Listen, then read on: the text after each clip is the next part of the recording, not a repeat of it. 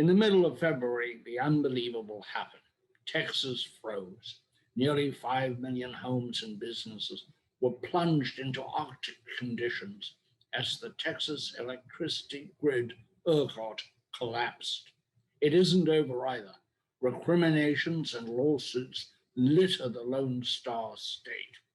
To look into the Texas electricity collapse, we're going to look at it through the eyes of San Antonio, the state's second largest city and the nation's seventh largest city. The local utility is CPS Energy, which is owned by the city. We are honored today to have the mayor of San Antonio, Ron Nirenberg, CPS Energy president and CEO, Paula Gold Williams, and Clinton Vince, CPS Energy litigation counsel and chair of the U.S. energy practice at Dentons. He also co-chairs their international energy practice. It is the world's largest law firm. Welcome, everybody, and let me begin with the mayor, Mr. Mayor, whom, if you don't mind, I'll call Ron from now on. What happened? What went wrong in Texas? Well, as we saw, Llewellyn, and it's great to be joining you as well as Clint and Paula, what we saw in February was an extreme weather event, a winter event. But what followed was a systemic market failure across ERCOT and all the energy systems in the state of Texas. And a failure not only in terms of regulation and preparation, but also a failure to control the market conditions. And that's what we're dealing with right now, is a historic collapse of the energy system in the state of Texas.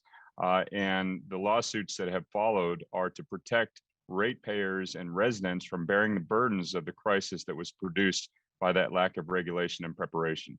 Paula, how will the deep freeze and the catastrophe affect the utility going forward? Well, Llewellyn, thank you so much, and thank you very much for putting this event together. It is always an honor to be on panel with the mayor and you and Clint, and to talk about something that is just huge and historic, but what we really have to do is think about the future. What are we going to do going forward? The basic thing, the mayor is exactly right. We had a systemic failure all across Texas. Now, we're in a state that is rich in natural resources. We have a huge abundance of natural gas in the state. And really and truly, there was no issue in terms of the supply that was in the line. There was a problem with many things. There were systemic issues with the supply of natural gas and how the natural gas suppliers didn't weatherize their systems and didn't think about making sure that customers had access. And then back to what the mayor touched on, ERCOT defaulted to we're going to let the prices go up, not just at the end, but at the beginning. They made choices to create these extreme events. So are we going to do some things differently? The biggest thing that we're doing now is making a stand legally to make sure that we think about the way certain parties like ERCOT and natural gas suppliers decided that they were going to be in the middle of a crisis and then charge the highest prices that they can charge.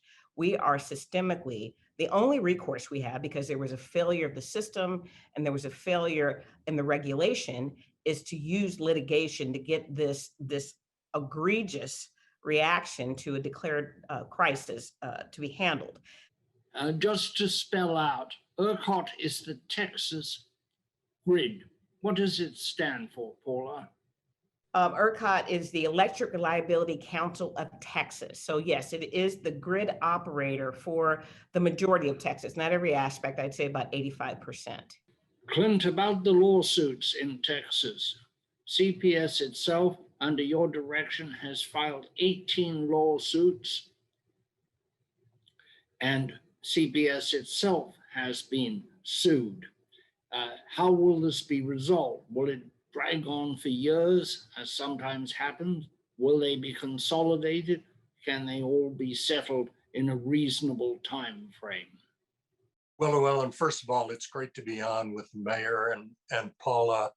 They've given you a really good outline of the epic failure of ERCOT, the Texas electricity market, and also the amount of price gouging that's gone on in Texas. Normally, you would expect regulators and the market itself to step in and protect consumers. But that has not happened in Texas, regrettably. And so the mayor and Paula and other cities and utilities around the state have had to step in to protect their consumers through litigation. I think some of the litigation, I'm hopeful, will be resolved fairly quickly. In the case of ERCOT, they have been declared to have had a $16 billion pricing error during a 5-day period during the storm. It's incredible, but that has not been corrected. I think that's a lawsuit that ERCOT is going to lose. With respect to gas suppliers, some have been very good and have not charged excessive amounts. Some have already settled with CPS or in the process of doing, but those that are engaged in price gouging are going to face very tough litigation from CPS supported by the mayor. Clint, about that time frame, is it all going to be wrapped up in one calendar year? It's really impossible to put a time frame on litigation of this magnitude. I would expect the problems with ERCOT are so significant that they're going to be identified pretty early. I think it would be wise for gas suppliers that have gouged to settle their cases on reasonable terms. We just have no way of knowing right now whether they'll do that or whether they will attempt to enforce excessive pricing. Ron, normally when there's a catastrophe of this nature, there is a political solution. Is Texas going to find a political solution?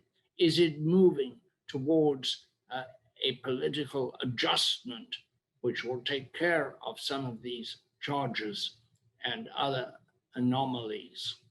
You know, Llewellyn, there certainly should be. And Texas prides itself on being an energy state. And in order for us to retain that mantle, we need to clean up and reform the causes of this crisis, in which dozens of people died in our state due to this massive failure. And what we also can't see is what could be the most massive wealth transfer in our state if the regulators don't step in to mitigate a solution. When this crisis first hit, the lawmakers were saying the right things and initiating the right investigations.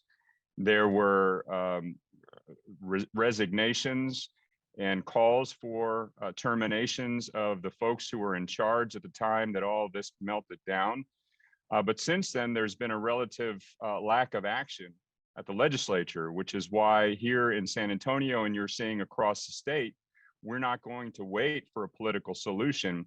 We're going to exhaust every avenue we have, including through the courts, to make sure that the costs and the burdens of this crisis are not borne by the people who suffered through it, the residents of Texas. Paula, you at CPS Energy have been very creative about the future and seeking new technologies for storage, which can help alleviate the kind of problem which developed during the deep freeze. What are you doing? We are an organization that has served this community for 160 years. And we knew that when we entered the decade for sure, and when we were in 2020, that we needed to think about replacing some of the plants that we currently have that are going to reach end of life by the end of this decade.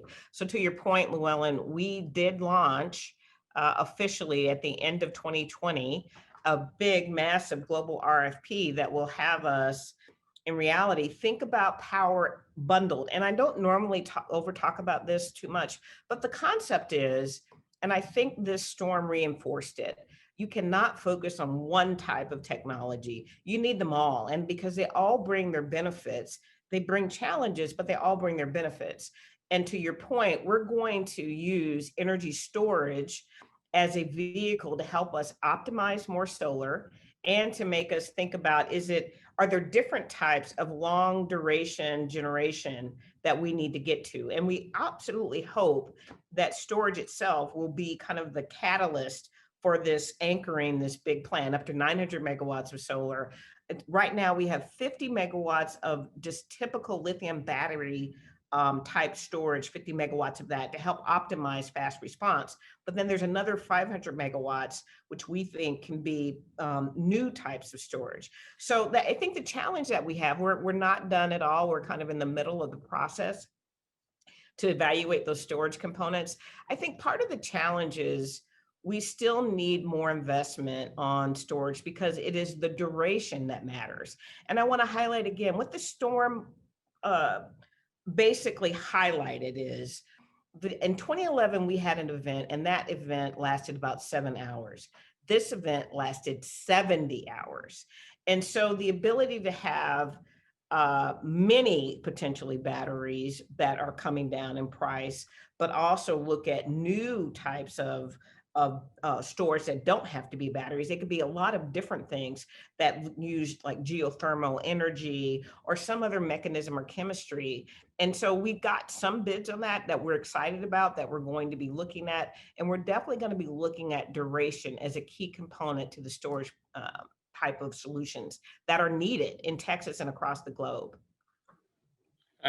Ron, what is your advice to a city like your own, which owns its own utility? I think there are 20 such arrangements in Texas and across the country. Several big ones in California, Los Angeles and Sacramento come to mind. Is there any particular advice that you would have coming out of this emergency?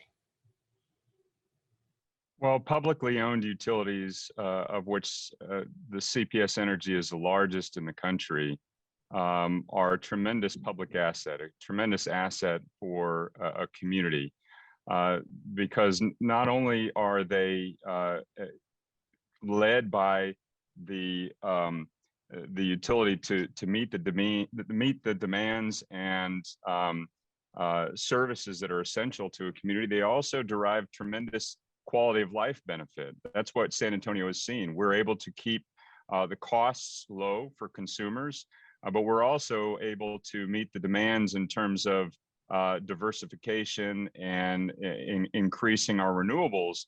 And one thing that I'm very proud of as a mayor in the city with the largest municipal energy utility in the country is that we've also become one of the most financially stable and diversified portfolios of energy utilities, publicly owned energy utilities.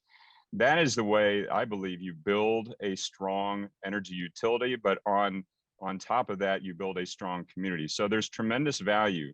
What I would suggest for communities is to establish a strong partnership. And in San Antonio, the city of San Antonio, our community and its energy utility have that, a focus on transparency and communication with the community that they serve and that they're owned by, but also when there are issues with regard to winter events, the response is very expeditious and the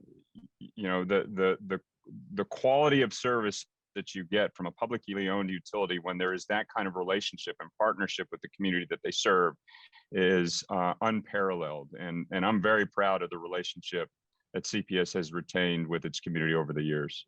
Llewellyn, if I could jump in a little bit. Sure, of course. And really highlight the mayor's commentary about municipal power. Municipal power understands that our investors are really our customers and vice versa. And we are absolutely mission driven.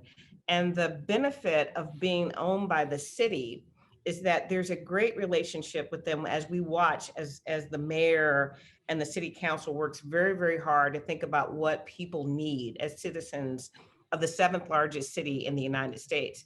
In reality, We also treat our customers like our friends and neighbors.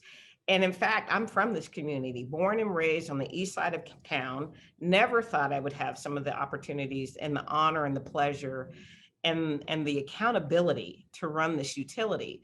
But the way that municipal power thinks is it thinks about the principles, and it definitely looks at its mayor and its council and its city leadership, its city manager as partners to make sure that we're aligning the things that we need to do with the bigger objectives that they're trying to work with. And even I want to be thankful again for the mayor for his support of fighting for our customers. I mean, we are passionate about this.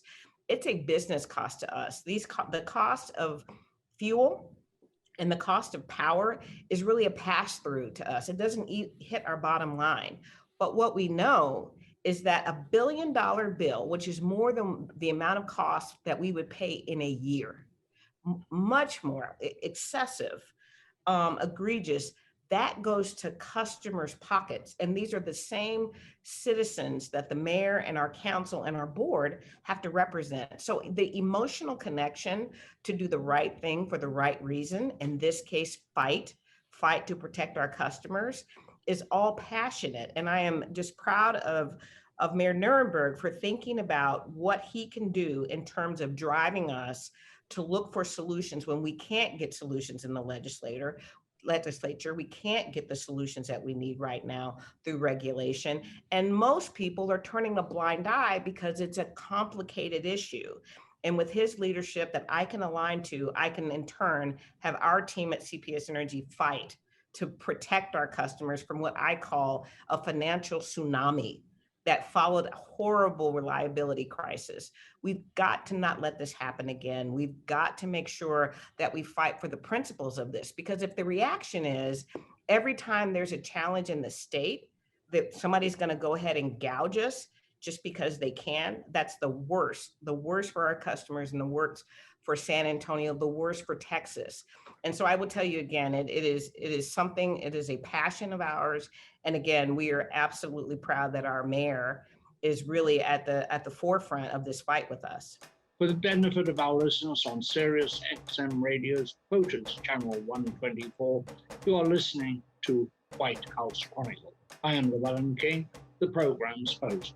Joining me today are Ron Nirenberg, Mayor of San Antonio, Texas, Paula Gold Williams, President and CEO of CPS Energy, San Antonio's municipally owned electric and gas utility, and Clinton Vince, Chair of the U.S. Energy Practice of Denton's, the world's largest law firm.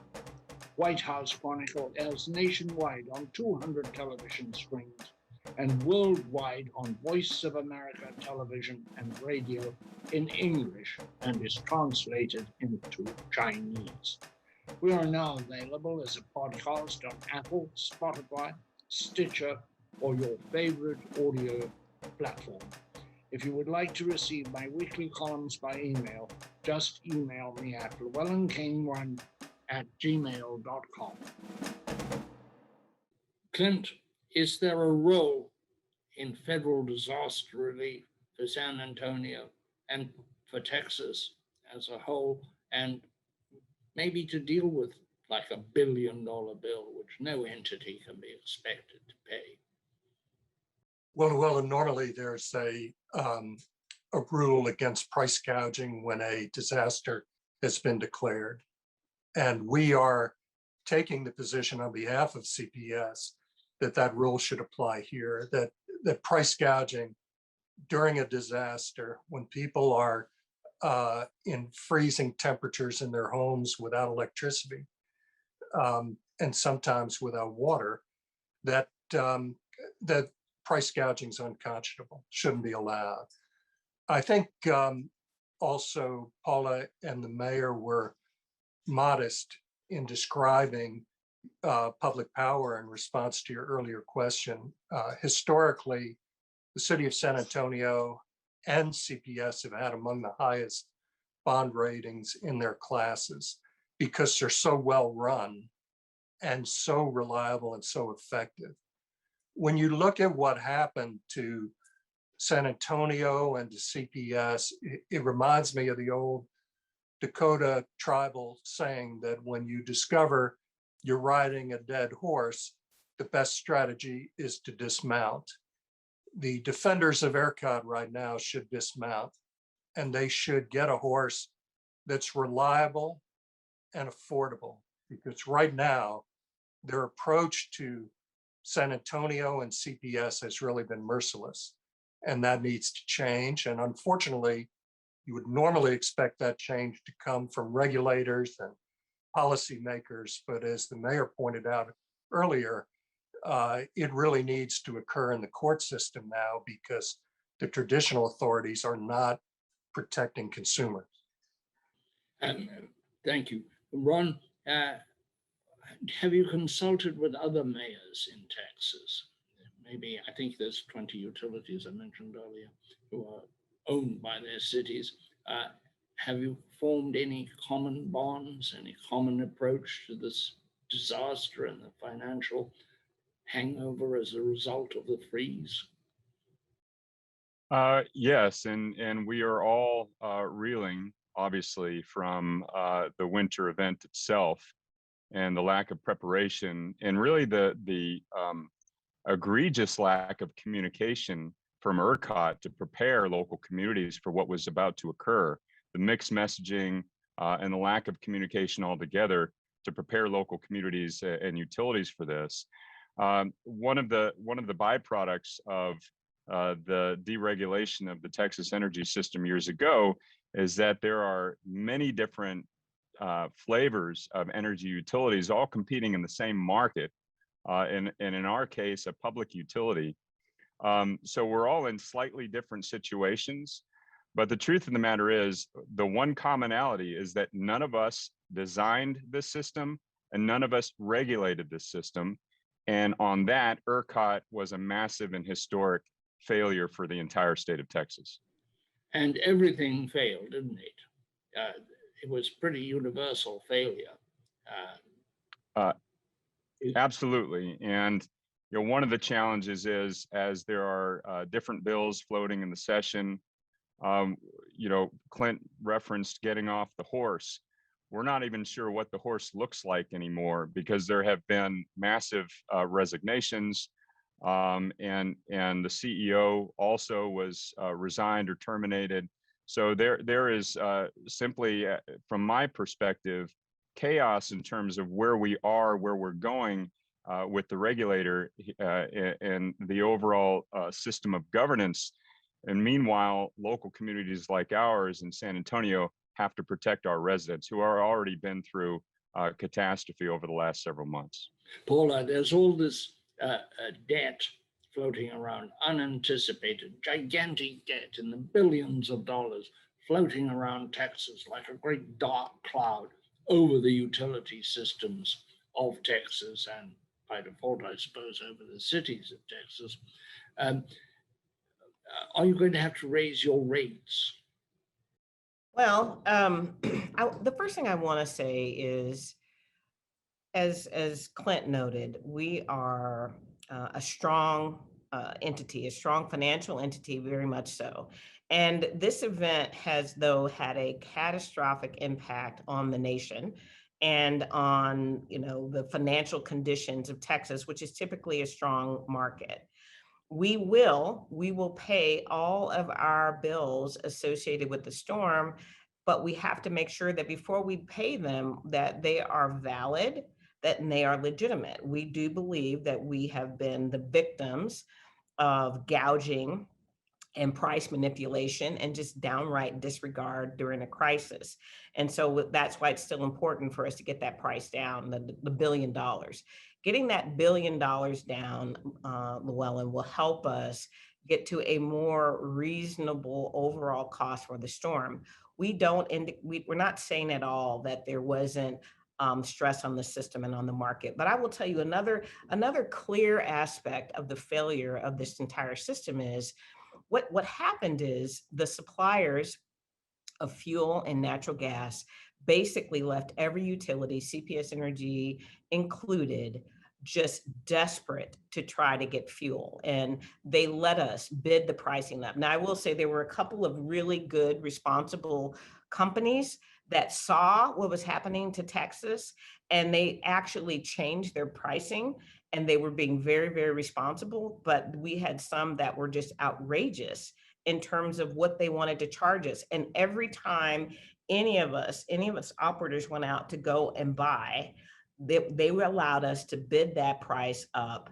And the problem really was that the more the price went up, they weren't able to increase their supply. And just like when a plant goes down for CPS Energy, we don't turn around and say, because we're having difficulties and we have a plant going up, that we're going to automatically increase rates. Matter of fact, we don't do that at all. Now, in the end, after we go through trying to negotiate, because we are, as Clint said, we are extending the olive branch to these entities and saying, let's come up with something that is much more reasonable, but fair to you, fair to our citizens. If we could do that, or if we have to legislate, whatever that number is, we believe it should be much lower than $1 billion. And then the way that we will take care of this, working with our council, after again exhausting all of our avenues, we will do our best to use the rest of our financial strength and might and spread that cost over time. Now, people say, well, why would you do that? But that's what utilities do. When we get solar and we get big farms, we work with a third party so we could spread that cost over time. Or if we're building a new fossil plant, we build it, we pay for it, and we spread that cost over time. So this is the main thing that we would do to make it much more affordable. And then, yes, we will ultimately have to ask our citizens and our board and our council for the support that is needed. But in the end, we've only had one rate increase in 11 years, and the last one is 7 years ago. There are legitimate reasons for rates to go up over time, to invest in infrastructure, to keep up with the demands of a growing utility. And that's what has occurred over CPS over the last several decades. What is not legitimate, though, is for us to have to increase rates to take care of price gouging that the regulators refuse to deal with. That is not what rate increases are for. And so what I've been clear about is that if that is the position of lawmakers, to just let this go by, we are going to cost Texas in terms of advancement of our own energy system, which is part of our economic development capacity, dearly for generations. And so they have to step in. And what I've said from the very start is that the first question lawmakers need to be asking themselves is, who got rich while Texans suffered because of this price gouging and because of this price manipulation, as Paula and Clint have said? And that's what needs to be taken care of so that we can get on with developing the strongest energy system in the country. That's what we want to do, but it's going to require some gumption and some forward thinking, and we're not going to wait for it. We're going to take it to the courts if necessary. That's our show. We thank you for coming along. And to the broader audience, I say, you've seen the importance of caution in this broadcast, so please put your mask on. You can relax. You don't have to be crazy about it, but put your mask on. It's the sensible thing to do. Thank you for joining us, and be safe. Cheers, everybody.